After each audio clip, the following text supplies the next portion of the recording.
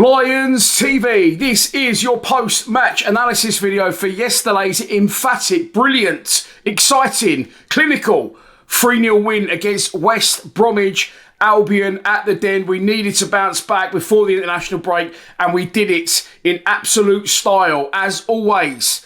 Let's kick off the show by taking a look at the 11 that the Gaffer picked to start the match. And so it was fair play to Alex Neil. He rung the changes. 7 from midweek against Coventry dropped out and fresh players come in. I saw the team sheet. It was similar to what I predicted it should be, and it was a very, very strong team sheet. I was really, really pleased with most of the performances, 99% of them.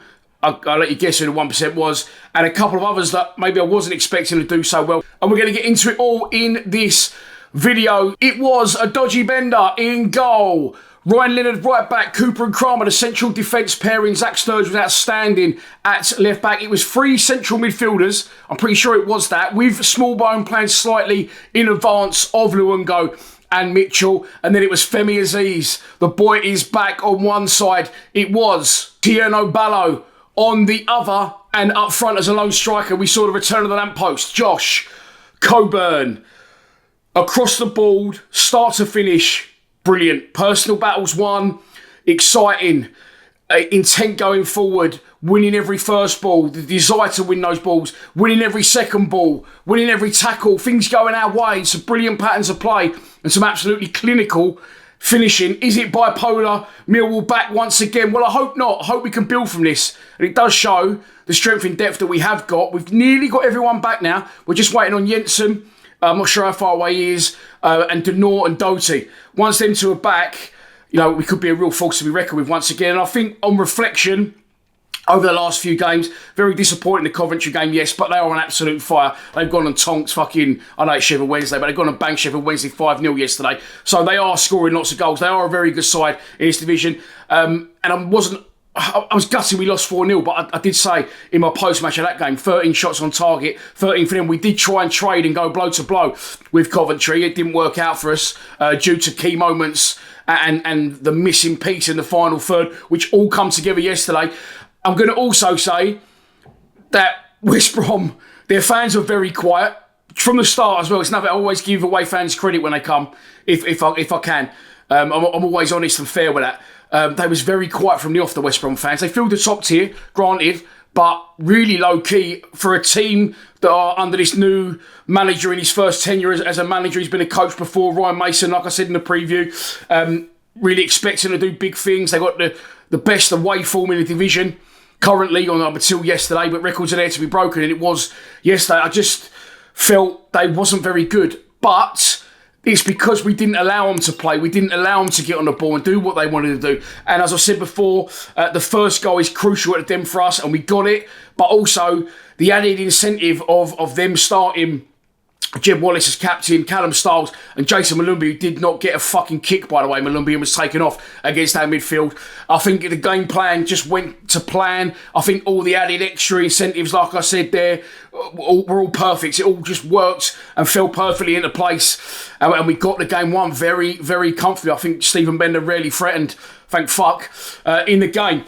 But starting off, just from the off, there had to be some sort of reaction, some sort of redemption from the players. And that's what I like about Alex. And I said before, he don't talk bollocks. He don't talk in riddles. He tells it straight. That wasn't good enough. And do you know what? We've got other players now, boys. So if you can't fucking do the business, out you come. Derek Mazzou-Sakho missed out. It's a big fucking debate / argument I had with Kenny on the group chat. At one point, I texted Kenny personally, said, how badly do you want to punch me in the face? About Mazzou-Sakho not starting. I just felt, like I said in my preview, for the experience factor. We needed experience in there yesterday. I felt that core of midfield games, you know, Luongo's played at the top level and the Championship loads of games, as has Smallbone. Billy Mitchell's only played in the Championship, but he's played 200 games for Millwall at 24 years old. I just felt that extra hustle and bustle and that extra bit of experience would definitely benefit us, and it proved right. And Mazzou-Sakho, very excited about him for what he's done coming into our team. Very short notice, definitely wouldn't have been expecting to start the amount of games he's had. Can't speak the language, which must hinder him a little bit. I hear that Tristan Kramer's translating for him in a minute. He will learn the language. What he's done in the 3 or 4 games he's played has been brilliant. Take nothing away. But we need to protect our players. One, from injuries, like we know, not burning out. But also, too, give him a little bit of slack. There must have been a bit of pressure on him now when these games we keep losing. He didn't need that against Coventry. Do you know what I mean? His confidence-wise. So, nothing against Mazu Sako. Brilliant, one for the future. Or maybe one for now. But for here and now, you've got those experienced players there. Take him out. Protect him a little bit. It's nothing against him or how he's played. I'm very excited to see how he progresses. The other player to factor in is the player that came in on the same day, Tierno Ballo. He was the one that I wasn't sure should start. I feel there's going to be a lot to come from him. I did say this in my preview, that again, in the right here, right now, I don't think it probably would benefit him to start in a game. And I did think we would win the game, but I thought it'd be a lot tighter than it actually was. But Ballo played well in the first half, but the club put this out earlier and said, who's your man of the match? Now, I would say it was between them four before I even saw that graphic. Ballo, I would say, was excellent second half and had a hand in Zach Sturge's goal. Other than that, I think the other three were brilliant across the board for the minutes that they played. Not all of them played every minute. And I think Mitchell was outstanding. The ground he covers and the things he does, I think, go unmissed a lot of the times, and everyone will be jumping all over it yesterday because he got an assist, but he was superb. Sturge was also superb, even before his goal. But I think you got to give it to Femi Aziz, just for giving us what we've been missing. Like I said before, we needed him back because he's just got that X factor on the ball. You don't even feel like, I'm not slagging Amaka or any of the others off. You know that when they go on a good run, they're going to drag the team up the pitch. They're really, Amaka especially, praise him again, really wants to take that responsibility and isn't scared to do that, doesn't shirk it, but you're not always sure where his final ball is going to go. You know with Femi Aziz, either foot, his delivery is fucking sensational. And we saw that yesterday, and that is what we've been missing, along with one of the best goals I've ever seen at the Den.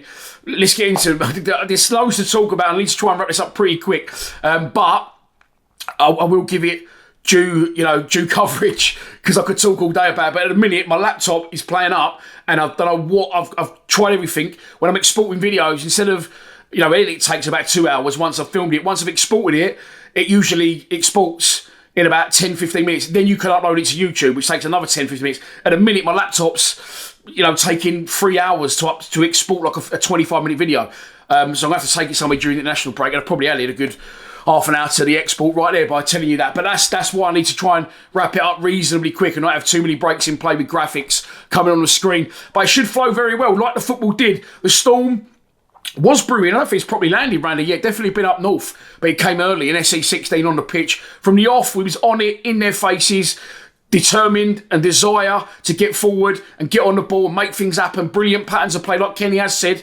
When a lot of us have maybe not been too impressed by our performances, Kenny said, I'm seeing that football now in patches, and it will come. And you was right on that one, Ken, but I was right about starting Billy Mitchell. Anyway, before the goal, we created a couple. Aziz put a few in, and it was nearly moments. Sturge nearly got on one of the back posts, but didn't quite manage to. I think there was another one in the box. It might have been after we scored the first, that Coburn tried to flick it in and maybe potentially could have done better. I thought Coburn's work rate was absolutely brilliant yesterday. They was all brilliant across the board, other than one, which I'm going to get onto. Like I said, you probably know.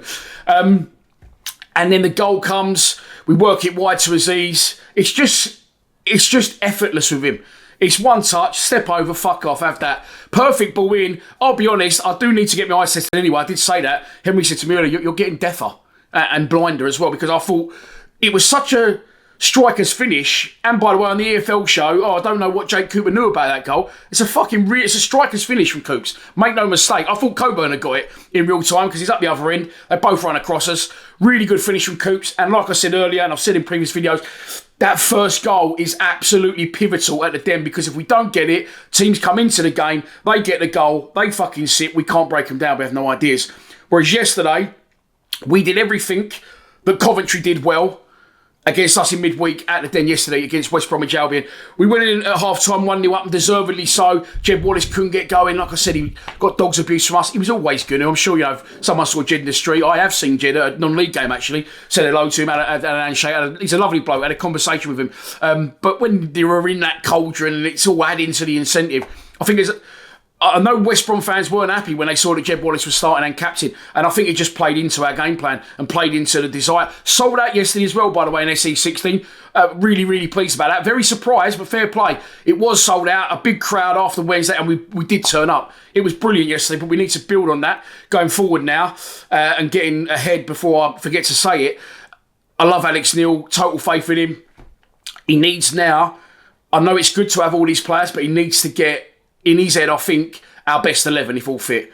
And I would definitely not change one individual from that team going into the next game, even if Casper De Norre's fit, even if Alfie Doty's fit, which they both, and Jensen, other than Jensen, which they both well might be after the international break. But second half, you come out, and there was a little period where I was thinking, we're getting, we're starting to retract a little bit. We need to sort of get to grips with it. And we did again, and we come forward, and it was killed off very, very early. I'm sure you've seen the goal. Billy Mitchell not just plays a forward pass, which he does do, by the way, if people are ahead of him and moving. It creates it almost, I think it's from nothing. Sort of gets the ball in the centre circle. He just sort of opens up, I'm sure, if memory serves me right, puts a ball into the channel. I mean, I know, all jokes aside, he'll get an assist for it, and it was a good ball. But be honest, who's expecting Femi Aziz to score from there? Not even me. Can't see it. It's just effortless. It's an absolute. He's got a better left foot than me. That's how good his left foot is. It's an absolute fucking beauty. One of the best goals we've ever seen at the Den. And I've said this on social media last night. If you watch the clip back that the club put up, I'm going to sound like a weirdo here. Well, some of you think I am anyway, so it's fine. When I used to, as a kid growing up, you watch English crowds, you watch Spanish football, you watch Italian football. Now, I've always said there's three different types of cheers. Now, when a goal goes in England, you hear, yeah, like, yeah. When a goal goes in Spain, you hear it like an O. I've killed myself there, but I'm going to leave it in, fuck it. It was like a whoa, like, it wasn't like a yeah, was it, yesterday when Aziz scored? Listen to it when you listen to it back on the social media. The clip that was put up by the club, it was a different kind of noise. It was a sensational goal. Really, really good. Moving it forward, clinical. And because Billy Mitchell moved it on forward quickly, and Aziz collected it correctly and moved into a good area, and he's the exception to the rule, by the way, because he can play on either wing. And I always say, I don't know why wingers don't go down the wing, which he can do on his left foot, but when he can cut in, and when he can, and when he does, he's very, very clinical with either his cross or his finish. And he proved that with one goal and assist in two good moves coming forward straight away. But after that, we wanted more. We didn't settle on that. We didn't rest on our laurels. We want to keep going. We want more goals. And we got that second goal and we got the third through. If you look at Coventry's second goal, a lot of people will say, where was the marking? There was no marking, because what happened at the time Coventry scored their second, and it happened when we scored our third yesterday, they was attacking, okay? West Brom were attacking. On Wednesday, we was attacking Coventry. Now, that move gets broken up actually by Zach Sturge. Then we execute and try a counter-attack, but we get it to perfection. Perfect movement, perfect pattern of play, and we execute the final ball and the finish. And that was why, if you watch it back, one of my mates said to me, they didn't have a defence. Well, no, they wasn't set. They wasn't where they should be, because we've hit them on a counter-attack, and we haven't got a little way out of the pitch, like every team in football does now. Sideways, backwards. They get back, they're allowed to reset. We didn't do that. We executed a counter-attack to absolute perfection. Sturge into, I think it was Luongo, it might have been Smallbone, onto Ballo. Ballo gets the ball. He knows Sturge is there. I'm already excited about the understanding that they could be building those two. And he gets beyond. Sturge gets into the box right in front of us. Shock. He takes a touch, and I thought, well, he just took it too far, because the defender starts to slide. There's only one place that can go now, and that's in the roof of the net. And fuck me, that is exactly where it went. What an absolute fucking finish. What a day. What a performance. But we need to build on this now. A full-time reaction was a little bit low-key, because it was nice to have that last 10, 15 minutes, no shitty bum time. Job absolute done. A host of brilliant performances. Oh no, I've left him out. Stephen Bender. Fucking hell. Right, first and foremost, the first half, the weather, the wind was atrocious, right? And some of his back passes were going all over the place. I know he's not always accurate on those back passes, but the wind didn't help in that first half, and everyone was going, yeah, fucking get him off. He's fucking useless. That probably didn't help his confidence. I know predominantly his back passes, his control and his distribution from his back passes are not good. But yesterday in the first half, the wind did hinder him, and everyone getting on his bollocks was just had me thinking, oh my God, it's going to fucking shatter his confidence. The one in the second half, I don't know if a lot of people don't know, there's been a rule change in football. They had it years ago, it was 5 seconds, they got rid of it, now they brought it back. You can't hold the ball now as a goalkeeper for longer than 8 seconds. If you do, then that's it. Game stops, and the other team get a corner. So Bender's got the ball in his hands. They've just had a little spell. This is just before we scored the second. And he's got the ball. He's picked up from somewhere. I think there's like, you know, whatever's happened, and the play's ended, and Bender's got the ball in his arms. He didn't do anything good to get the ball in his arms, put it that way. And then he's got the ball, and people are running off and moving, and I'm going, get rid of it. Get rid of it. Fucking get rid of it. And people around me are looking at me thinking, what's he doing? And all of a sudden, the ref goes, boom, corner. And people go, what's happened there? You can't hold the ball for longer than 8 seconds. And he just fucking dwelled on it and potentially put us in a really difficult situation. He absolutely has to come out of goal. Why do we have this with the George Longs and the Jordan Archers of this world? And now him. Get him out of goal. Get Crocombe in. Jensen's nearly back. Maybe he's waiting for Jensen.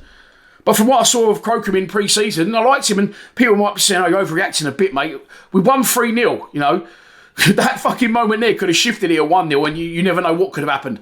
But that will happen, I'm sure, after the international break if Jensen's ready. If not, I don't want to see Bender in goal at QPR. But other than that, we'll keep exactly the same team. It's just a shame now.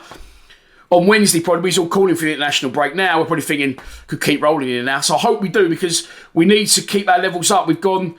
Again, I don't think it's bad against Coventry, but the level we got to yesterday was brilliant. And maybe West Brom weren't great, but we didn't allow them to play a team, like I said, under a young manager that are supposed to be really good and going places like they always are every year. West Brom but never do. 3 of our ex-players in the side, full den.